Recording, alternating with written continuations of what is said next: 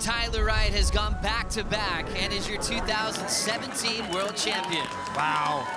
Unbelievable stuff right there from Tyler Wright. Goosebump stuff. So Tyler Wright now, semi-final number 1.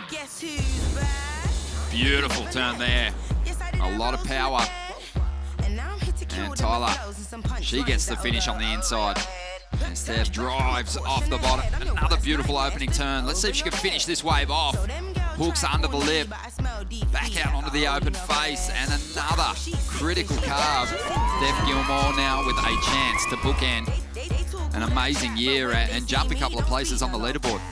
Tyler doesn't mind. She's still amped. The second world title, a semi-final finish. I went when she's off. I was like, Malia Manuel is going to be taking on Bronzy McCauley. Beautiful first turn once again from Malia, and the second is even stronger and picks her moment to let go of turn number 3, and it's a solid one. So another magic start for Malia. That's going to be a big number. So the stage is set. Stephanie Gilmore looking for her 4th title here in Maui. And Malia Manuel searching for her first ever championship tour win. Malia Manuel setting up her first wave of the final. Now she's gonna clean it up with that carve.